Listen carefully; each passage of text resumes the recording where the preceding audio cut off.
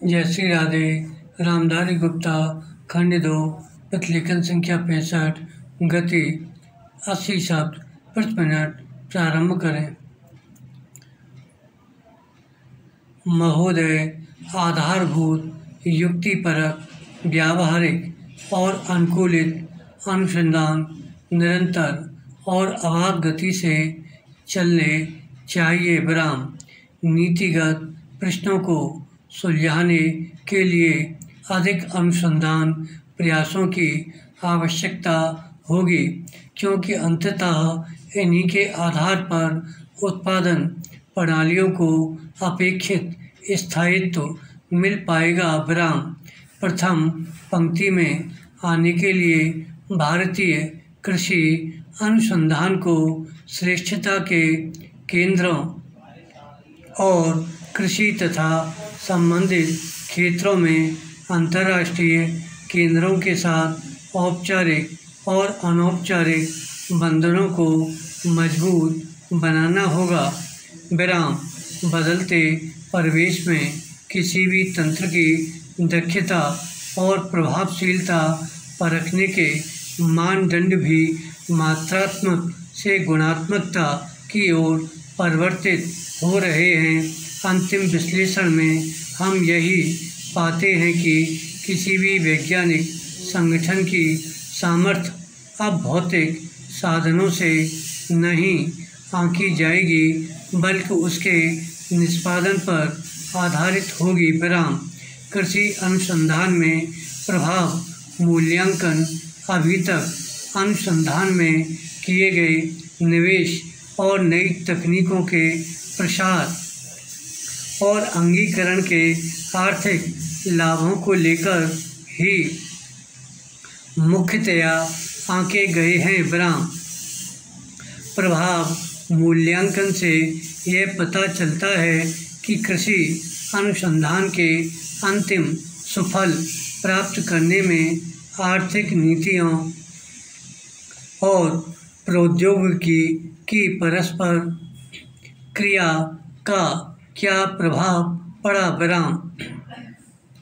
जिस समय अनुसंधान नियोजित किया जा रहा है या परियोजना क्रियान्वित की जा रही है, उसी समय मूल्यांकन कर लिया जाए तो नीति निर्माताओं को अनुसंधान की भावी दिशाएं खोजने में सहायता मिलती है। विराम। अतः इस बात की तीव्र आवश्यकता है कि राष्ट्रीय कृषि अनुसंधान प्रणाली में उसकी क्षमताओं को आंकने के लिए आंतरिक समीक्षा का कार्यक्रम चलाया जाए, ताकि प्रभाव मूल्यांकन की अंतर्निहित व्यवस्था मजबूत बने। विराम।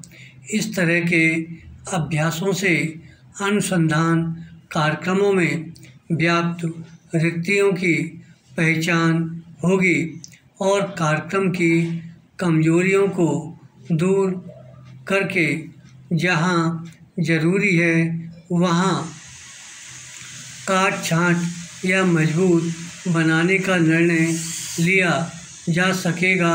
विराम। इसके साथ ही उपलब्धियों और बाधाओं का सही विवेचन करने तथा खेतों तक पहुंचाने के लिए तैयार तकनीकों को पहचानने में मदद मिलेगी। विराम। पैरा। कृषि के फलस्वरूप आए व्यापक परिवर्तन का प्रभाव बहुत स्पष्ट है, जैसे कि सन 1961 में प्रति व्यक्ति खाद्यान्न की कुल उपलब्धता 468 ग्राम थी, जो कि 55 साल बाद सन 2001 में 40% बढ़कर 2 किलो प्रति व्यक्ति प्रतिदिन हो गई। विराम। 101 करोड़ की आबादी को देखते हुए यह उपलब्धि थोड़ी नहीं है। खा, भूख और खपत के बीच की असमता को समाप्त करना। ग, समाज के सभी वर्गों को सामर्थ्य के अनुसार उचित दामों पर राशन उपलब्ध कराना। और घ, विविध कृषि उत्पादों और प्रशोधित उत्पादों के निर्यात में वृद्धि और आयात में कमी। विराम, अनाज और खाने के तेल के निर्यात में कमी से विदेशी मुद्रा की बचत को अलग करते हुए भी कृषि क्षेत्र से निर्यात की राशि गत वर्ष 100 अरब रुपये की सीमा को पार कर गई। विराम, इन उपलब्धियों के बावजूद और मांग में वृद्धि को देखते हुए कृषि उत्पादन की ओर से आपूर्ति में भी वृद्धि का वही स्तर बनाए रखते हुए भी हम अपनी भावी आवश्यकताओं को ध्यान में रखते हुए किसी भी तरह की ढील नहीं दे सकते। विराम। धन्यवाद।